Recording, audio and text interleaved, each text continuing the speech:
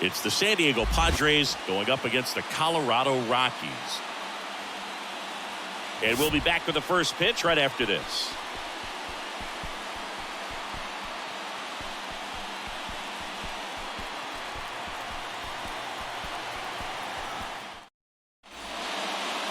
Just about set to go. Starting on the mound in this one, Ty Blach. And Chris, he's hoping for some better fortune moving forward. Well, he's been a very dependable starter for his club, and what stands out for me is that left-handed hitters have really struggled batting below 200 against him, and it just tells me they have a hard time tracking the baseball. Maybe it's the release point, maybe it's the motion, but just some way, somehow, they've got to figure out a way to pick it up and try to have some success from the left side. Now it's Fernando Tatis Jr. He swings and misses at the first pitch. 0-1. Didn't recognize off speed. Thought it was fastball. A little bit out in front. That one fouled off. White Sox traded Fernando Tatis Jr. to the Padres in 2016 for James Shields and cash considerations. Tatis wondered, is it me? Am I not good enough?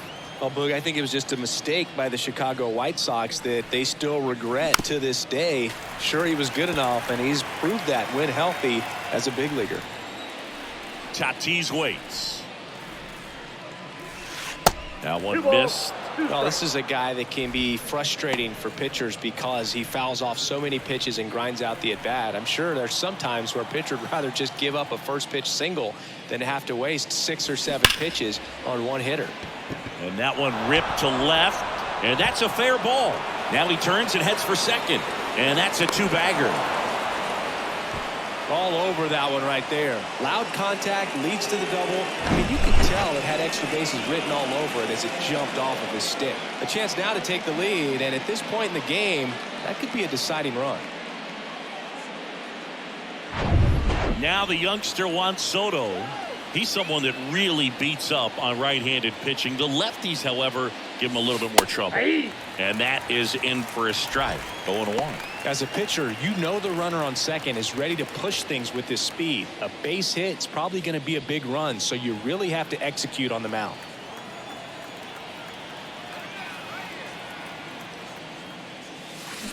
That one is absolutely belted. That's down. One hops off the wall. And they strike first as they take a 1-0 lead. Safely into second. He's got a double. Well, there you go. The RBI machine. Another clutch run scoring at bat. Yeah, he's been so good in these situations. Call it clutch if you want, but his resume speaks for itself.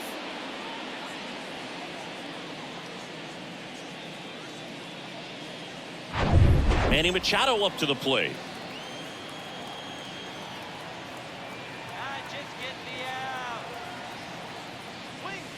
That's in for a strike.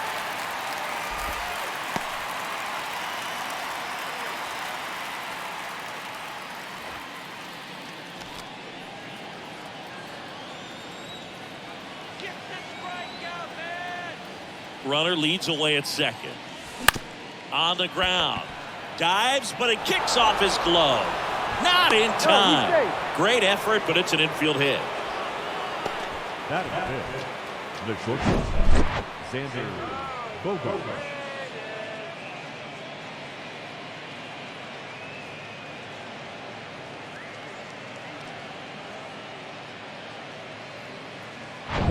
One away, runners at first and third. And here comes Xander Bogaerts.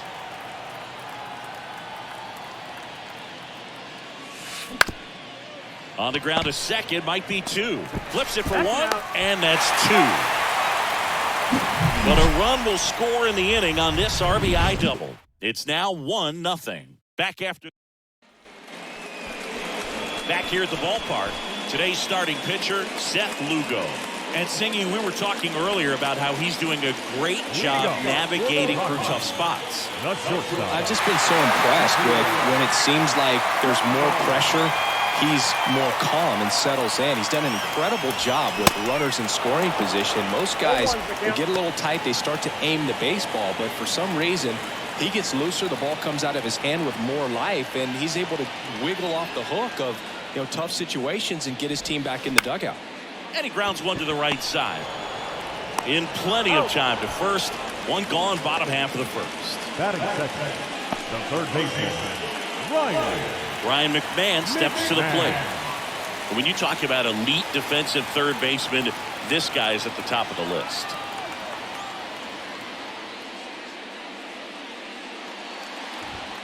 And that one clips the corner.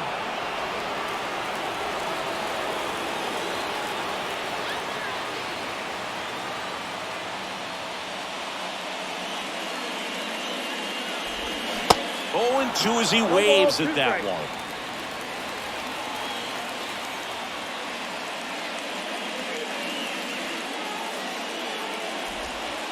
Just missed. It's a good take.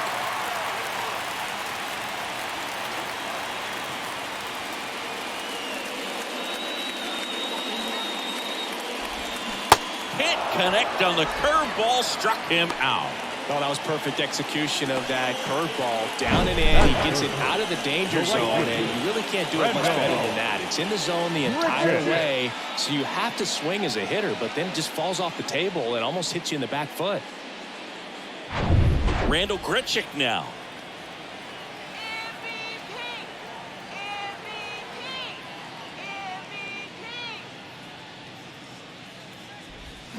And he swings and misses, and it's 0-1.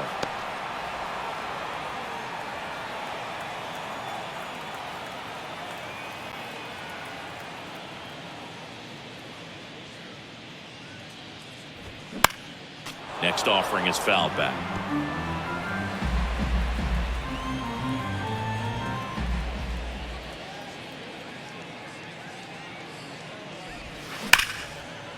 Hard hit, right side. Cronenworth throws on to first, and that'll do it. Rockies are down quietly, still behind by a count of 1-0. Justin Lawrence comes on now, and this guy can bring it velocity-wise. Stepping in for San Diego, Jake Cronenworth.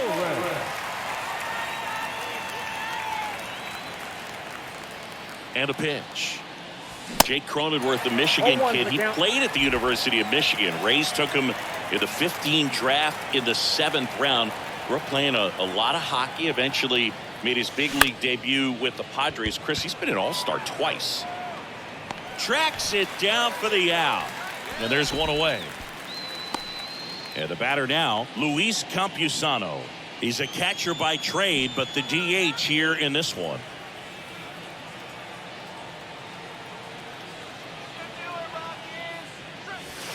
And first offering is fouled off. Yeah, and when he came up to the big leagues, just seeing how quickly he was comfortable, looked like a veteran player, and just solid skills all the way around. To me, he was kind of that sneaky favorite player that I had. Base hit, so they get a man aboard with a 1-out single. Everything came together for him. Just a cookie down the middle. I mean, those are the ones you dream about. Ones in the cage, you're just hoping you get in the ball game. Right down the middle, not a whole lot of velocity. Right on top of it. Runner on the go. Swing and a miss. 0-1. Throw to second. Out. Usually when you see a team try to steal a base in the early innings, it tells you they want to be aggressive on offense. Try to force the defense to make plays and slow them down. That's exactly what they did right there. So we'll see if that caught stealing changes the offensive approach moving forward.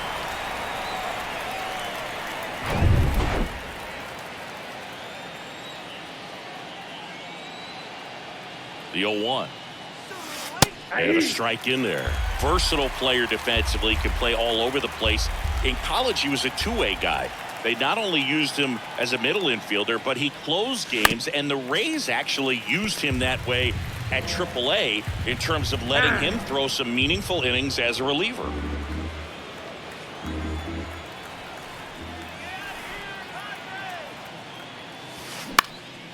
This to center field. Doyle gets under it. He makes the grab. That is the inning. After an inning and a half, it's 1-0. Bottom half of inning number 2, and here is C.J. Cron. The right-hander back to work. Inside, just missed.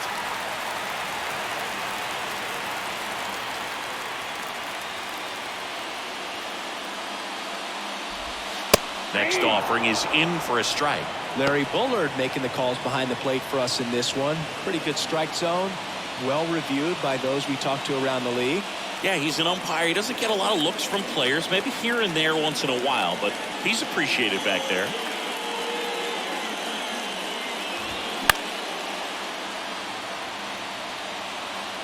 Definitely got the hitter conscious of the pitch inside. Really think the outer half is open.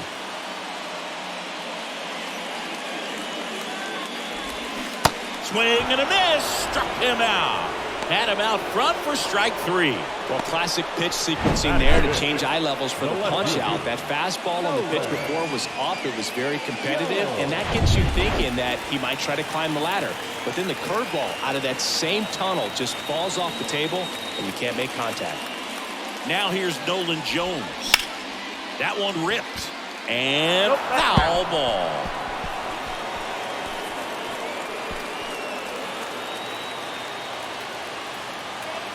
Here comes the 0-1.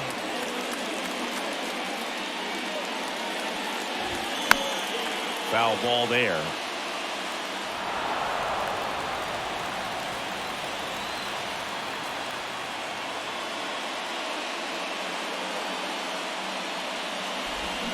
Cuts and misses. It's a strikeout.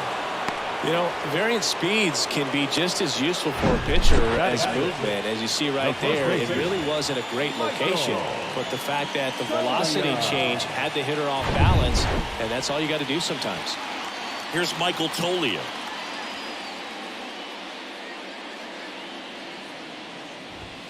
There's a strike.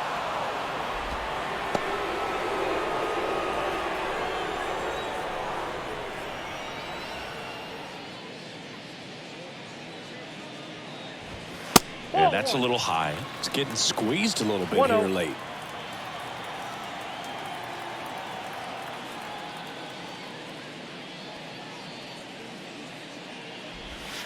Next offering is in for a strike.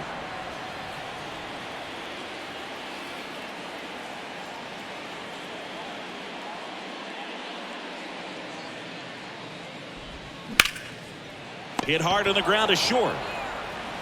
Tosses to first. Third out, and that ends the frame.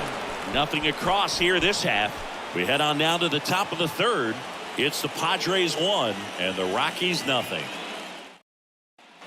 Back here in Denver, on to the third inning. So digging in now for San Diego, Trent Grisham.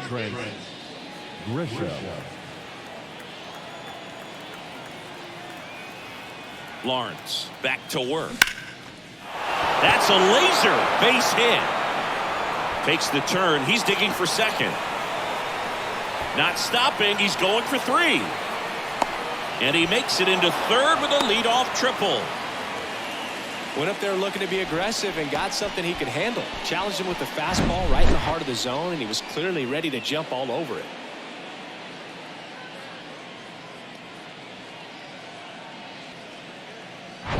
And now the first baseman, Ha-Sung Kim. He's 0 for 1.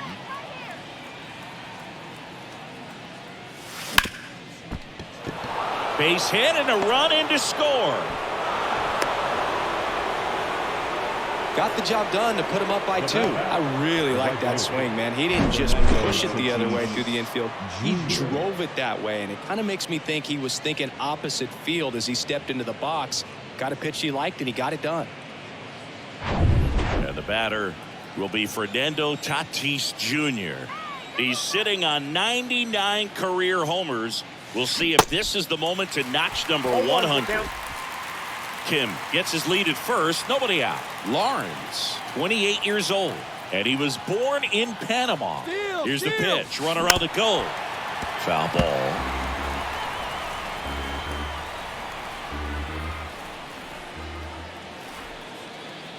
Run around the goal again. There's a ball. 1 ball, 2 strikes. Throw. Save.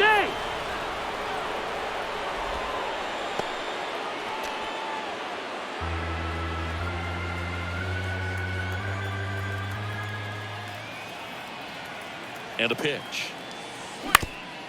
Bounce back to the mound. And it gets by him.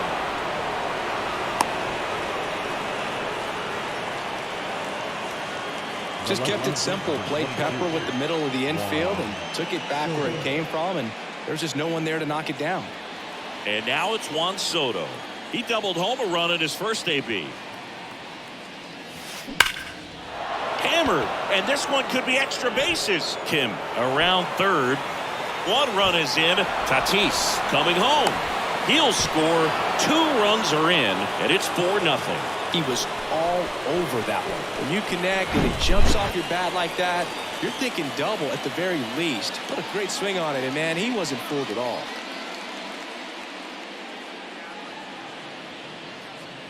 Daniel Bard will take over here.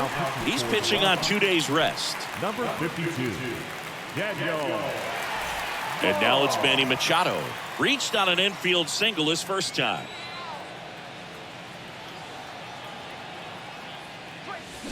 That one the other way. Makes the catch. 1 down.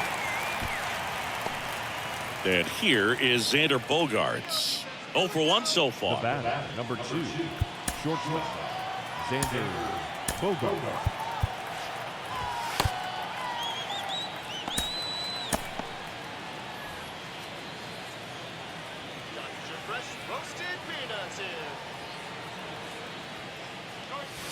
That clips the corner.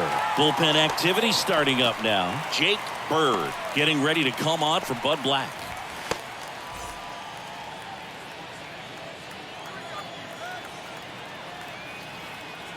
And the righty deals. And he grounds one back up the middle. Oh, what a stop. And they get the out. Well, this is obviously a tremendous play, but for me, it starts with a well-broken-in glove. To have the confidence to go down, knowing that ball is going to be right in the pocket, so you've got a clean transfer, pop back up to the feet, and fire across the diamond. Outstanding job.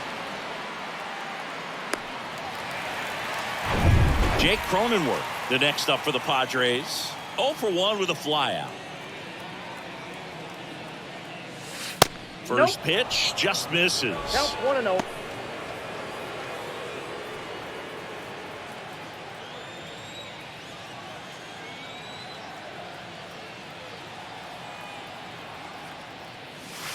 And a good eye there. Inside.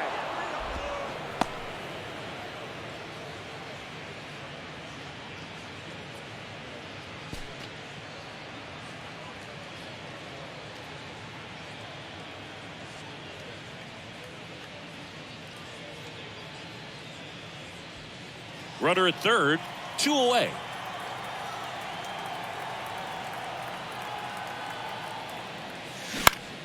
In the air to left center. Doyle makes the play, and it's out number 3. 3 runs. Welcome back as we go to the last of the third. Harold Castro stands in. So Josh Hader gets the call to the mound. He pitched yesterday, and we'll see him once again. Now pitching for the Padres, number 71, Josh. Here comes a pitch. That one's in there. Strike 1. Well, triple digits on the gun. I know there are more guys that can reach that now than in the past, but it's still impressive to watch. The 1-1. Swings through that one for strike 2. He can live up in the zone all game if guys will chase it. That's just too much velocity. Hitter's got to look down in the zone. The 1-2. Got him swinging. Well, that pitch right there would qualify as a fastball for a lot of guys, but when you throw as hard as he does, a changeup in the 90s can be a devastating pitch. You got him out on the front foot. It's all about velocity differential, and man, he was looking for another triple-digit heater right there. Brenton Doyle digging in for the Rockies. Good defender. He's been inconsistent offensively. And a foul ball.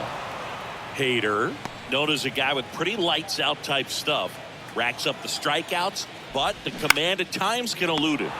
Ground ball left side, sends it across to first, and 2 straight set down to begin the bottom of the third. The catcher, Austin Wynn. 2 outs, base is empty. Austin wins. Digging in for the Rockies. There's the strike. Yeah, and a manager in a situation like this type of pitcher has to stay alert and ready. He's got to make sure he's watching from pitch to pitch, hitter to hitter, to quickly get another reliever up in the bullpen if he needs to bring someone in. Down to their final strike. Foul ball. It stays 0-2. And that lack of command, that's usually one of the things that leads guys to be converted from starter to reliever. Yeah, and it's such a short stint when you compare the two roles, starting and got him looking, and that'll do it. After 4 wins in a row, you start to think a little bit that you're on a roll, and that's the momentum that just takes on a life of its own. Guys start hitting up and down the lineup. You never know who's going to come up with the big hit, who's going to come out of the bullpen and get the big outs, but it's a good feeling, and you want to extend it. A 4-0 shutout in this one. For Chris Singleton and our entire crew, I'm John Shambi saying so long.